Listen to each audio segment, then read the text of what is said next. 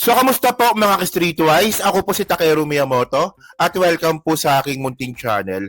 So, mga kababayan, actually, na-content na po ito ng ibang mga vlogger. Pero gagawan din po natin ito ng reaction video kasi po, naglabas po ng top 15 na kumpanyang kontratista ng flood control, no, sa buong Pilipinas, itong si Presidente Bongbong Marcos. At ang nakapukaw po sa ating atensyon dito mga kababayan, meron po ditong isa na ang may-ari, kaalyado po ni Presidente. Yan tayo, di ba? Ito sinasabi natin Kahit po na kaibigan ni PBBM yan, kahit po na kaalyado pa yan, pag may nakita po tayong, di ba, na pwedeng questionin, po-content po natin yan at i-call out po natin yan. Di ba? So ito, pakita ko sa inyo, no? Kung sino ba tong congressman na to. Tandaan nyo, ha? Congressman to. Okay. So ito galing tong GMA News, no? So sabi dito, 15 contractors with the most flood controls project. So, President Ferdinand Bongbong Marcos Jr. on Monday disclosed that 20% of the total 545 billion budget of flood control project was awarded to only 15 contractors. Alright, sa buong Pilipinas yan, ha? Okay. So, ngayon, mga ka-Streetwise, no?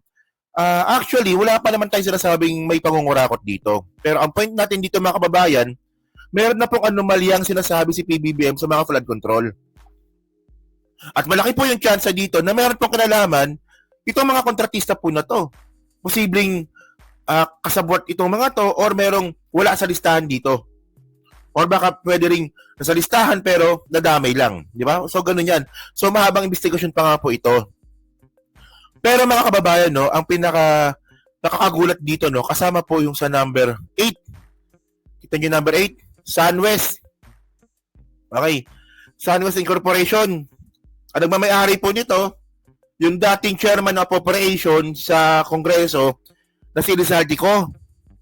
No, yung nagbulgar nga po no ng 51 billion flood control ni Pulong sa Davao. So siya rin pala. Okay. So alam nyo no, ito yung may kasabihan tayo Di ba? Bago ka pumukol ng putik sa kapwa mo, di ba? Siguro din mo munang, di ba, malinis din yung kamay mo, di ba? Tama ba yun? Pag tayo pa pumukol po tayo ng putik sa kapwa natin, nadudumihan din po yung kamay natin, di ba? May ganung kasabihan So, actually, no, so ito para mas maganda, no, makuha natin yung point natin dito, no? Di ba? What? Elizalde ko? So, ito, actually, ito, March 7, 2025, no? Sabi dito, mapping the scandal plague business fortunes of Saldico. Okay.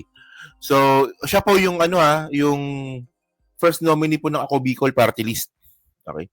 The Bicolano lawmaker was unceremoniously removed from his post as chairman of the Powerful Appropriation Committee in early January 2025, just after the House returned to work from the Christmas break. Okay. So, alam niyo mga kababayan, no, kasi ito medyo malaki yung usap-usapan nito, no, na kaya daw po tinanggal itong si Saldico kasi nga daw po palpak yung 2025 budget. Nakailang bito si PBBM doon. 5 or 6. No? At syempre, alam naman po natin, no, na paano nasabing palpak. In the first place kasi mga kababayan, dapat po kasi, no, pag gagawa ka ng budget for fiscal year, dapat palagi pinakamataas po yung DepEd.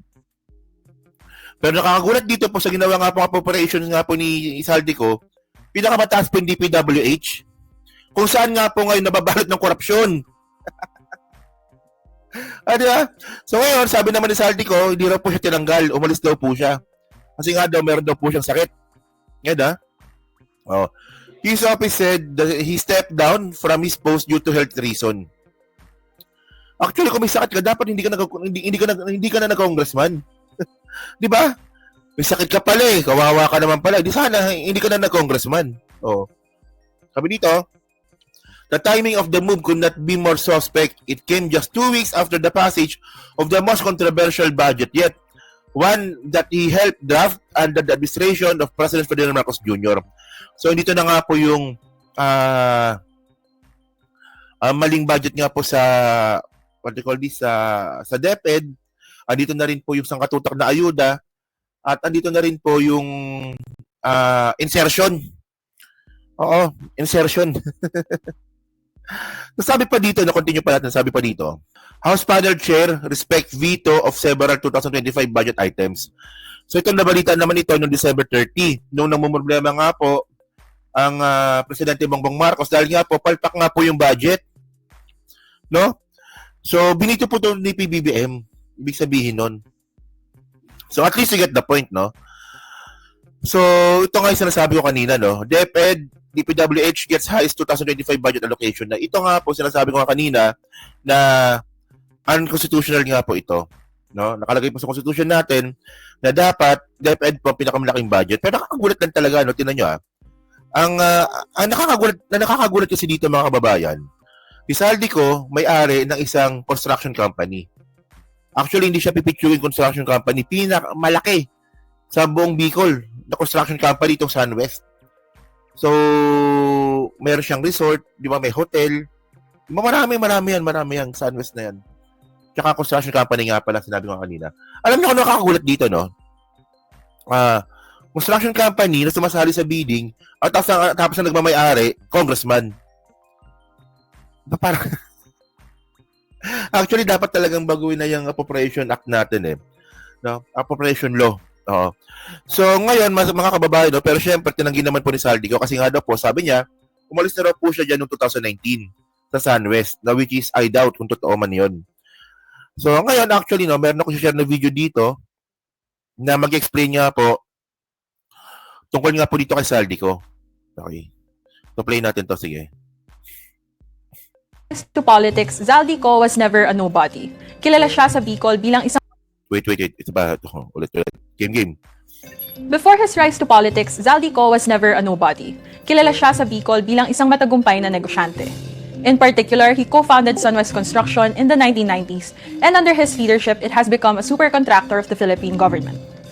Noong administrasyon pa lang ni former President Gloria Arroyo, nasa top 10 na ang SunWest sa may pinakamaraming kontratang napanalunan mula sa Department of Public Works and Highways. Bukod pa sa construction, may mga negosyo na rin siya sa tourism, hotels, and subdivisions. Pero balot ng skandalo ang SunWest.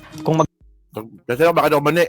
So, mga kababayan, itong SunWest nga po ni Saldico, sumasali na pala ito sa bidding noong panahon pa ni Gloria. Pero noong mga panahon po na yon, hindi pa po Congressman si Saldico. Para malinaw. Okay, continue. Babasa ka ng News Archives, maraming beses nadawit ang pangalan ng kumpanya sa mga anomalya, such as allegations that it cornered projects that were funded through Congressman's pork barrel. Ilang beses na rin inimbestigahan ng Commission on Audit ang SunWest, pero never na blacklist.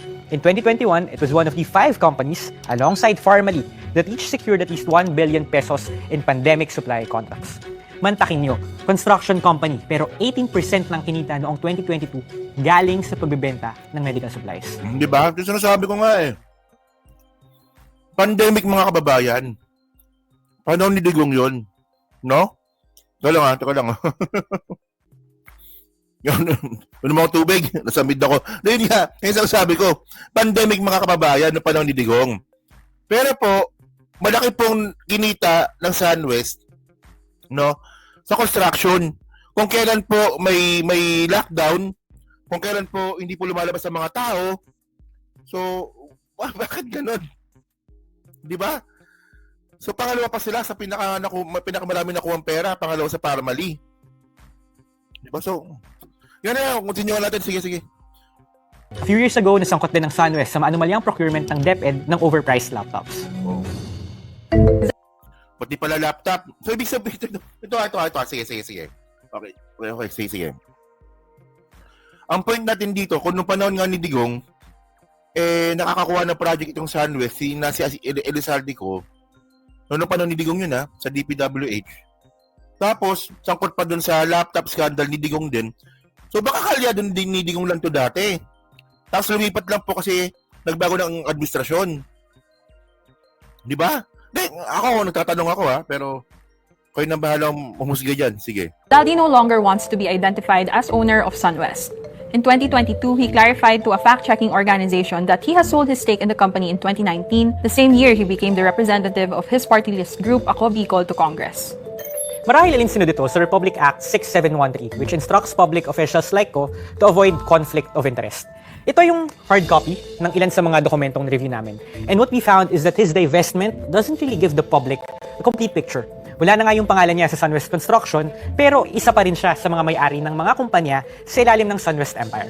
Gaya ng SunWest Phil, na nasa likod ng maraming residential at condo projects sa Bicol, kung saan mayroon siyang shares na nagkakahalagang higit sa 400 million pesos. Ganito Explain natin to. Okay. Kapag isang kumpanya po lumalaki, nakakaroon po ng mga sister company yan. O, di ba?